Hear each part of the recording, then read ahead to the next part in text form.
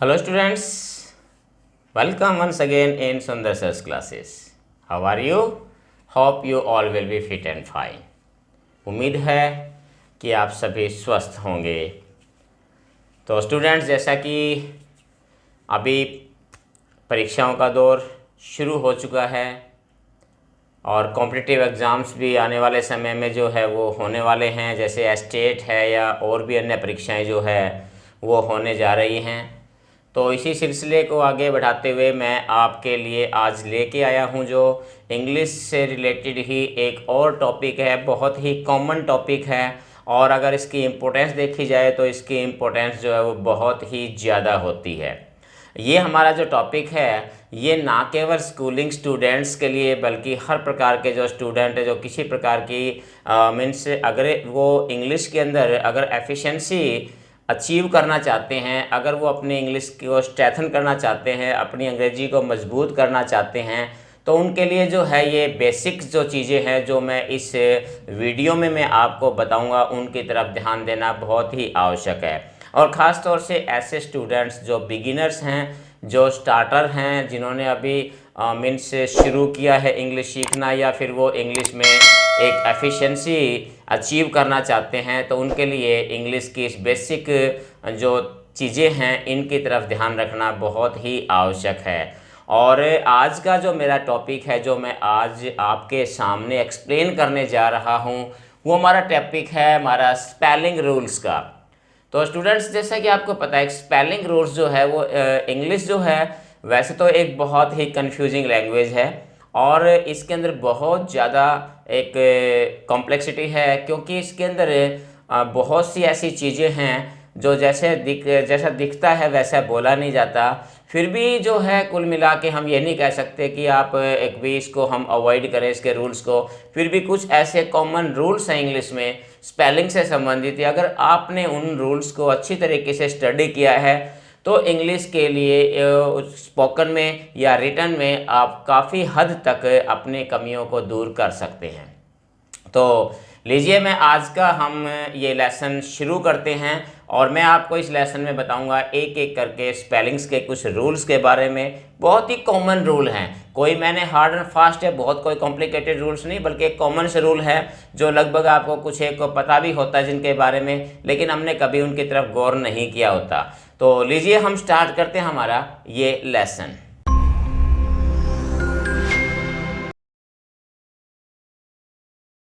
तो स्टूडेंट, हमारा पहला रूल जो हम जिसके बारे में चर्चा कर रहे हैं वो हमारा वाई से रिलेटेड है कि अगर किसी भी वर्ड के लास्ट में अगर आपका वाई आता है तो अगर हम इसके बाद अगर इसको चेंज करते हैं हम और इसके साथ कोई सफिक्स वगैरह अगर हम लगाते हैं तो वाई जो है हमारा वो आई में चेंज हो जाता है। और ये कब होता है? ये उस स्थिति में होता है कि जब या तो वो गिवन वर्ड वर्ब है या फिर वो एडजेक्टिव है या फिर नाउन है। अगर ये गिवन वर्ड अगर इन तीन चीज़ों को दर्शाता है तो वाई जो है आई में कन्वर्ट हो जाता है। कब हो जाता है? If Y is followed by consonant, कि अगर y से पहले कोई कंसोनेंट आता है तो y जो है वो I में बदल जाता है। तो इसके कुछ उदाहरण देखिए अगर हम लेते हैं जिस लाइक क्राई, तो क्राई के साथ अगर हम देखें तो क्या बन जाता है हमारा क्राइड। ये क्या है हमारी? ये वर्ब है, वर्ब की सेकंड और थर्ड फॉर्म है। इसी प्रकार से फ्राई का भी क्या हो जाता है हमारे पास फ्राइड हो जाता है। ये भी हमारे पास एक वर्ब भी है और ये एडजेक्टिव का काम भी, फ्राइड जो है वर्ब भी है और ये एडजेक्टिव का काम भी करता है, एडजेक्टिव भी है। इसी प्रकार से ड्राई, तो ये भी हमारे पास क्या है ड्राइड, मीन्स ड्राइड भी दोनों प्रकार के, ये वर्ब भी है आपका और इसके अलावा ये एडजेक्टिव भी यूज़ किया जा सकता है। तो वर्ड्स जो है इंग्लिश में ये खास बात होती है कि एक वर्ड जो है वो एक से ज़्यादा भी प्रकार के इससे पार्ट ऑफ स्पीच के रूप में यूज़ किया जा सकता है। इसी प्रकार जैसे लाइक सिटी है हमारे पास, तो यहाँ भी आप देखेंगे सिटीज़, तो ये हमारे पास क्या है नाउन है हमारे पास ये। तो उसी प्रकार जैसे कंट्री है तो इसको भी आप ये कर सकते हैं कंट्रीज़। वाई हर बेग आप देखोगे कि यहाँ जो है y है और y से पहले अगर आप देखोगे तो हर एक के बाद क्या हमारे पास ये कंसोनेंट जो है वो यूज किया जा रहा है। कैरी का भी आप कैरीड कर सकते हैं, तो कैरीड भी जो है ये वर्ब और एडजेक्टिव दोनों के रूप में प्रयोग किया जा सकता है। तो ये हमारा पहला रूल आता है इसमें कि अगर y और y से पहले अगर हमारे पास कोई कॉन्सोनेंट आता है तो y जो है वो I में कन्वर्ट हो जाता है। और ये सिर्फ ध्यान रखना है कि ये चीज़ होता है किसमें है कि जब गिवन वर्ड या तो वर्ब या एडजेक्टिव या फिर नाउन का रूप में प्रयोग किया जा रहा हो। इसमें कुछ एक्सेप्शन है, वो क्या है? अब इसमें देखिए, अगर y से पहले वोवल अगर आता है तो फिर आपने y को I में कन्वर्ट नहीं करना, केवल उसके बाद जो वर्ड लगता है उसी का जो है हम आगे लिखते हैं। एग्जाम्पल के तौर पे जैसे हमारे पास बॉय है तो क्या बन जाएगा बॉयज, इसी प्रकार से प्रे है तो क्या बन जाएगा प्रेयर या प्रेज, इसी प्रकार से ग्रे है तो क्या बन जाएगा ये ग्रेयर या ग्रेएस्ट। तो अब यहाँ देखिए, यहाँ हमारे पास जो भी y था हमने y को कन्वर्ट नहीं किया, एज इट इज रख दिया। क्यों? क्योंकि y से पहले हमारे पास क्या था, ये एक वॉवेल था, इसलिए हमने इसको कन्वर्ट नहीं किया। बट इसमें ध्यान रखिए, क्योंकि इंग्लिश में हर रूल के बाद एक्सेप्शन है, तो इसके अंदर भी जो एक्सेप्शन है वो क्या है। तो देखिए जैसे ये वर्ड्स है, यहाँ वर्ड भी हमारे पास क्या है पे, यहाँ भी y से पहले वॉवल है, यहाँ पर भी y से पहले वॉवल है, यहाँ पर भी वॉवल है। बट अगर हम इनको चेंज करते तो अब या देखिए यहाँ पर हमारे पास क्या बन जाता है पेट, तो यहाँ y को हमने I में कन्वर्ट कर दिया।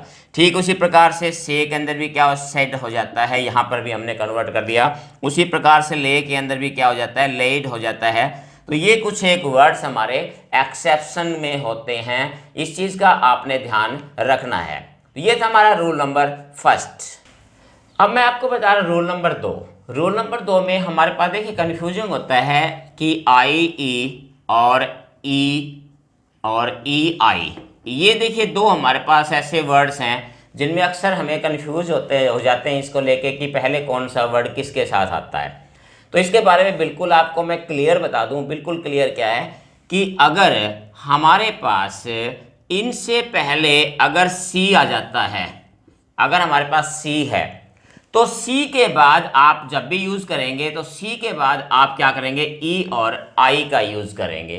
ध्यान रखना, एक सी के बाद ई और आई, और अदर देन सी अगर कोई और लेटर आता है और कोई कॉन्सोनेंट साउंड या कोई भी आता है तो हम अदर्स के साथ जो है हम क्या यूज करेंगे, अदर्स के साथ हम आई और ई का यूज करेंगे। इस चीज का आपने ध्यान रखना है। बट इसमें एक शर्त है, वो क्या कि हम इसको उस समय यूज करेंगे, ये रूल हमारा उस समय लागू होगा कि जब ये जो आवाज है इसकी जो साउंड है, इन दोनों की जो साउंड है वो हमारे पास साउंड ई की साउंड अगर आती है, मीन्स ई मीन्स लॉन्ग, अगर हमारे पास वॉवल की अगर साउंड प्रोड्यूस करते हैं ये, अगर ई की साउंड आती है तब हम इस रूल को लागू यहाँ पर करेंगे। तो कुछ वर्ड्स देखिए इससे संबंधित। अब यहाँ देखिए मैंने कुछ इसी रूल से संबंधित कुछ वर्ड्स हैं आपके सामने हैं। अब यहाँ देखिए, यहाँ हमारे पास क्या है, achieve, belief, believe, chief, thief, grief. अब यहाँ अगर आप देखोगे सभी वर्ड्स के अंदर जितने भी वर्ड्स हमारे पास वो क्या है, यानी कि हमारे पास ई की साउंड आ रही है। और रूल हमारा क्या कहता है कि अदर वर्ड्स यानी अदर देन सी, हमारे पास देखिए यहाँ पर हमारे पास वी है, यहाँ पर हमारे पास जो है ये एल है, यहाँ भी एल है, यहाँ एच है, यहाँ ये है। तो इस प्रकार से अदर देन ई है, तो यहाँ पर हमारे पास जो रूल क्या बन गया, मीन्स आई और ई का। अब इन वर्ड्स को देखिए आप, सीलिंग सी, यहाँ पर भी conceit C, receive, deceit, receipt, conceive, deceive, और भी से हमारे साथ वर्ड्स मिलेंगे जहां हमने क्या देखना कि देखिए जब भी आपके पास अगर सी आ रहा है और आवाज इसके अंदर भी क्या है, आपके पास आवाज जो है वो ई की आवाज है, तो आपने क्या किया, यहाँ पर भी सभी के अंदर आपने कर दिया कि प्लस ये जो सिस्टम हमारा आई ई की बजाय क्या है, ई आई पहले आता है। तो ये कंफ्यूजिंग होता है, जो अक्सर स्टूडेंट इसमें कंफ्यूज होते हैं भाई पहले आई आएगा या ई आएगा। तो ये एक सिंपल सा रूल है जिसको आपने ध्यान रखना है। अब इसमें कुछ एक ऐसे वर्ड्स हैं जो क्लियर करते हैं इसको, थोड़ा एक्सेप्शन भी कह सकते हैं। वो वर्ड्स और देखिए वो वर्ड्स कौन से हैं। अब देखिए जो मैंने अभी रूल बताया आपको कि ये ई और आई का जो रूल है ये लागू होता है अगर हमारे पास साउंड ई की साउंड आती है तो। अब यहाँ जो कुछ वर्ड्स दिए गए हैं देखिए आप, साइंस, साइंस, यहाँ अगर आप इसकी साउंड देखें तो ई की आवाज़ नहीं बल्कि आई की आवाज़ आ रही है। इसी प्रकार से एफिशिएंट, एफिशिएंट, ई की आवाज़ आ रही है, यहाँ पर भी हमारे पास डिफ्थोंग्स है, ई मीन्स ई की साउंड इसमें भी नहीं है। इसी प्रकार से अगर आप इसको देखें देयर, एयर, एयर, यहाँ पर भी हमारे पास डिफ्थोंग है यानी कि आवाज़ ई की नहीं है।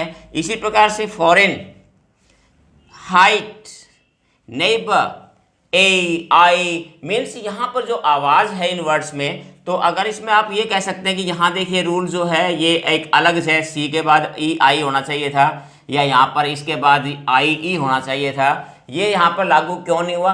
क्योंकि यहाँ पर जो रूल कहता है वो ये कि जो यहाँ साउंड है वो ई की साउंड आनी चाहिए, लेकिन यहाँ पर किसी भी वर्ड में आप देखोगे तो ई की साउंड नहीं आ रही है, इसलिए यहाँ पर ये रूल लागू नहीं होता। अब और एज पर जैसे बाकी जो रूल्स हैं उसी तरह इस रूल के अंदर भी कुछ एक्सेप्शंस हैं, और वो एक्सेप्शंस क्या हैं? अब देखिए कुछ वर्ड्स हमारे पास, मैंने यहाँ कुछ वर्ड्स लिखे हैं यहाँ पर, जस्ट लाइक सीज। अब यहाँ पर अगर आप देखोगे सीज, यहाँ पर बिल्कुल यहाँ पर हमारे पास जो है वो ई की साउंड आ रही है, इसमें भी सीज, ई। इसी प्रकार से प्रोटीन, यहाँ पर भी हमारे पास ई की आवाज़ है। और काउंटरफीट, यहाँ पर भी हमारे पास इसी की आवाज़ है, ई की साउंड है। सरफीट, यहाँ पर भी हमारे पास। तो ये कुछ एक एक्सेप्शंस के वर्ड्स हैं जो आपने ध्यान में रखने हैं, क्योंकि उसी रूल के अकॉर्डिंग यहाँ पर अगर हमारे पास ये अदर देन सी, अगर सी नहीं है तो यहाँ ये आई ई होना चाहिए था, बट यहाँ पर ई आई है। सभी में आप देखोगे तो ये है। तो ये कुछ इंग्लिश में अन्य रूल्स की तरह यहाँ पर भी कुछ एक्सेप्शंस के वर्ड्स होते हैं। तो इसका मतलब ये नहीं है कि हम एक्सेप्शन के पीछे जाके बाकी रूल्स को हम जो है अवॉइड करें। तो ये रूल्स भी आपको समझने में काफ़ी मदद आपके करेंगे। तो स्टूडेंट्स ये थे कुछ महत्वपूर्ण स्पेलिंग्स रूल्स जिसके ज़रिए आप अपनी स्पेलिंग को स्ट्रेंथन कर सकते हैं और अपने इंग्लिश को भी जो है और फ्लुएंट कर सकते हैं। उम्मीद है कि इस लेसन के ज़रिए आपको अपनी स्पेलिंग्स और अपनी वोकैब को सुधारने का, इम्प्रूव करने का, इसको स्ट्रेंथन करने का अवसर मिला होगा। और अगर आप इन रूल्स को फॉलो करते हैं तो काफ़ी हद तक आप अपनी इंग्लिश को जो है, बेसिक्स जो है आपके इंग्लिश के, आप उसको मजबूत कर सकते हैं। और स्पेलिंग के अंदर जो कन्फ्यूज़न होता है और जो स्पेलिंग में जो कन्फ्यूज़न होता है, आप उस कन्फ्यूज़न से बच सकते हैं। तो आज के लेसन में इतना ही, फिर मिलते हैं एक और नए लेसन के साथ। तब तक इसका अभ्यास कीजिए। Have a nice day. Thank you.